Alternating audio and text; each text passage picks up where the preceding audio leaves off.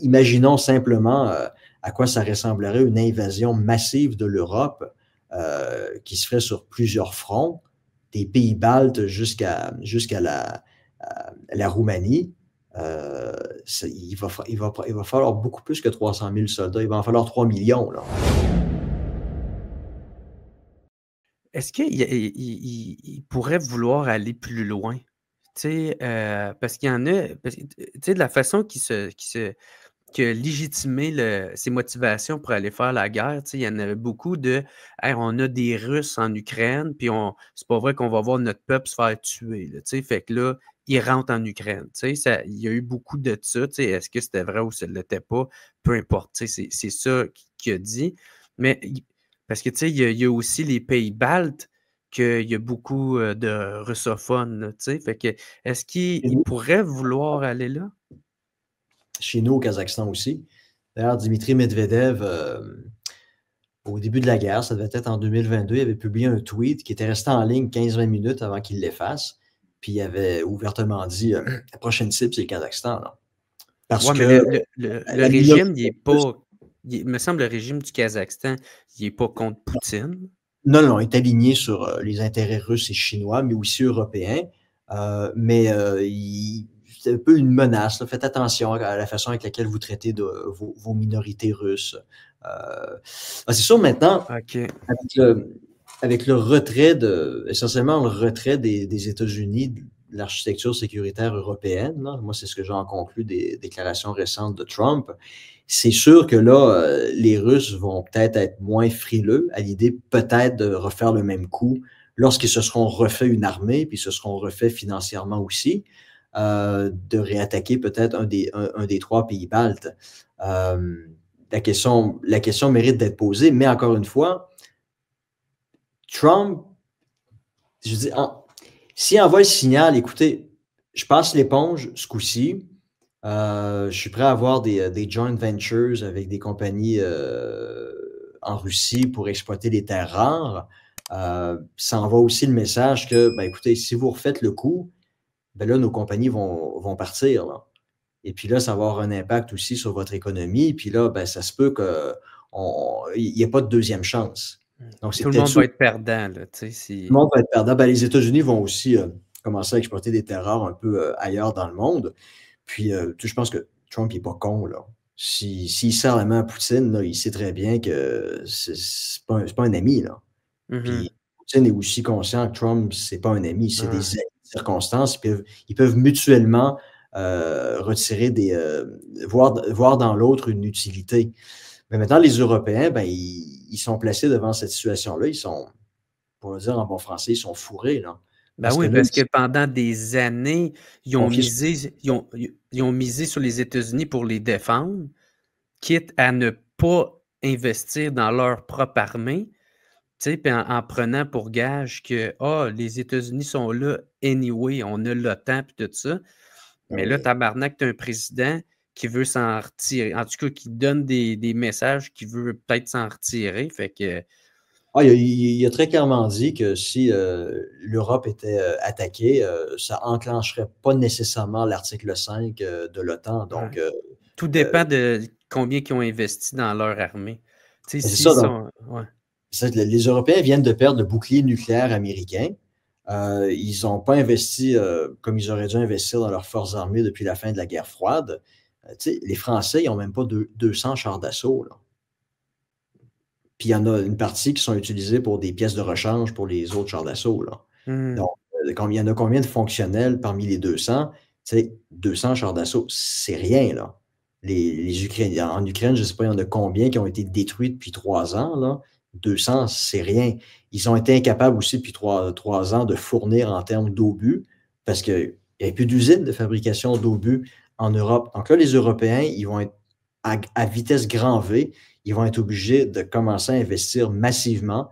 La Pologne a déjà commencé. Oui, la Pologne, eux autres, ils sont à 4-5% de leur budget en défense. Eux autres, ils sont sérieux. C'est énorme, là. C'est gros, énorme. Là.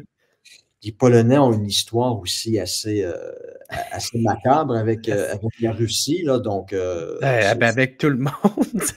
Oui, les Polonais, là, ils ont ils y ont goûté. Là, ils se souviennent encore du massacre de Katyn en 1940. Leur 4-5 000 officiers polonais qui étaient tous des intellectuels ont tous été assassinés une balle dans la tête par le NKVD, puis leur corps enseveli dans des fosses communes. Ils se souviennent de ça. Là. Donc, puis ils ont vécu sous l'occupation soviétique pendant la guerre froide. Ça n'a pas été jojo. Donc, eux, ils font l'effort qui doit être fait, mais ça va être maintenant à tous les autres pays de faire le même effort. Puis là, la question va se poser, est-ce qu'on doit créer une armée européenne commune? Parce que ce n'est pas le cas. Là. Moi, je crois que oui. Là. Et c'est extrêmement. Il va y avoir beaucoup de réticence de la part de politiciens. La politique va entrer en ligne de compte, va entrer en jeu, puis il va y avoir des.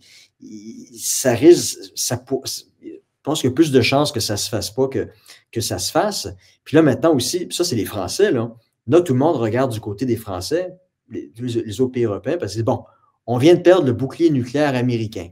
Donc maintenant, on a besoin d'un nouveau bouclier nucléaire, indépendant des Américains. Ça ne peut pas être le bouclier nucléaire britannique, parce qu'ils ont essentiellement 2 clés. Donc, avant de lancer leurs missiles, ils ont aussi besoin de l'approbation des États-Unis pour lancer leurs missiles. C'est la raison pour laquelle De Gaulle s'était retiré du commandement unifié de l'OTAN dans les années 60 pour que la France ait sa pleine et entière autonomie en matière d'utilisation de ses missiles nucléaires. Donc, la France, techniquement, peut tout seul, de son propre chef, décider de lancer des missiles sans en référer à ses alliés. Là, ils ont la force nucléaire en France?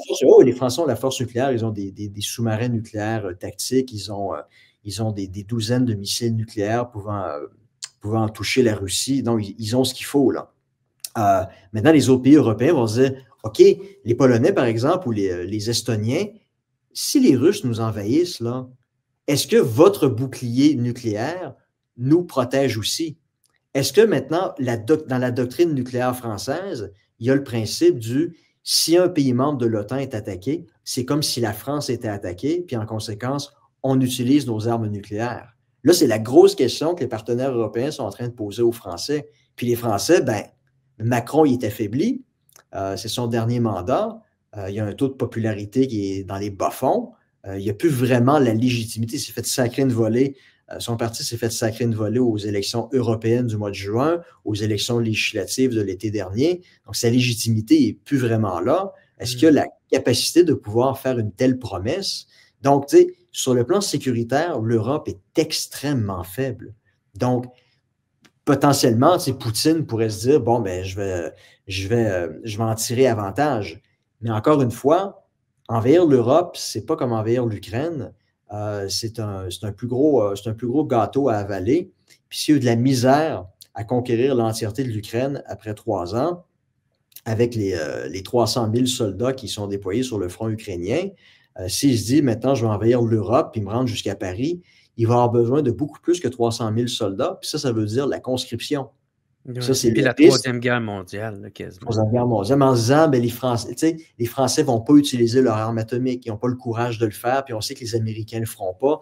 Donc, le risque d'être frappé par une frappe nucléaire est plus ou moins crédible. Donc, on peut se permettre d'envahir un pays européen. Mais ça nécessiterait de la part de Poutine la conscription. Puis ça, comme je te l'ai expliqué, il n'ira pas là. Ça romprait le contrat social avec sa population. Puis là, je ne suis pas certain que la population russe accepterait de devoir payer le prix de cette guerre-là contre leur gré. Parce que là, les gens qui vont mourir, ils font de leur propre gré. Là. Il n'y a personne qui est fait. Fait que ça, c'est acceptable. À partir du moment où tu ne veux pas les combattre, il n'y a personne qui t'écœure. Tu n'es pas menacé d'être embarqué dans un panier à salade, puis de te faire donner un gun, puis de te faire ordonner monte à l'assaut.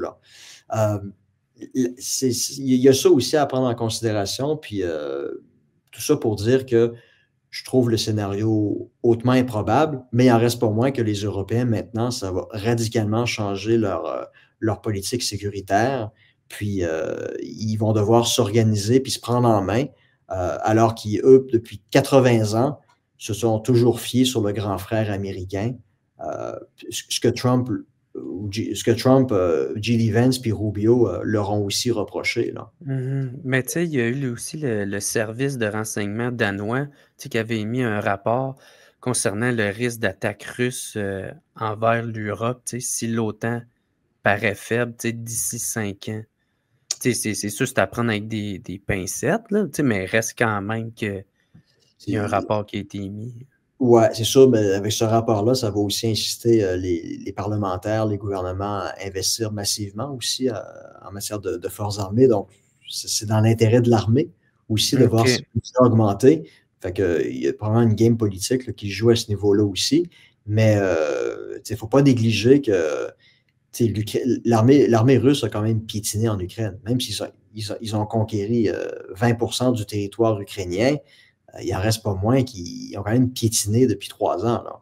Donc, l'armée russe a quand même montré des faiblesses qui étaient assez évidentes. Là.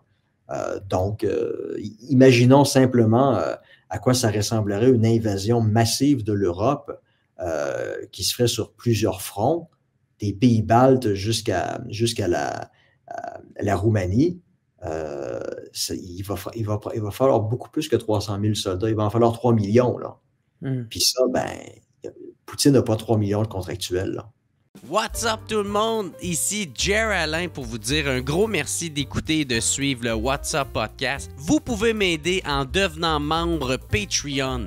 Il y a plein de sortes de forfaits. Il y en a à 3, il y en a à 4, d'autres à 15, puis d'autres à 25. En plus de m'aider financièrement, vous allez pouvoir voir les épisodes d'avance et pas besoin d'attendre qu'ils sortent en ordre chronologique. Devenez membre au patreon.com/whatsapppodcast. Sinon, gros merci tout le monde de me suivre, c'est super apprécié. Passez une excellente journée.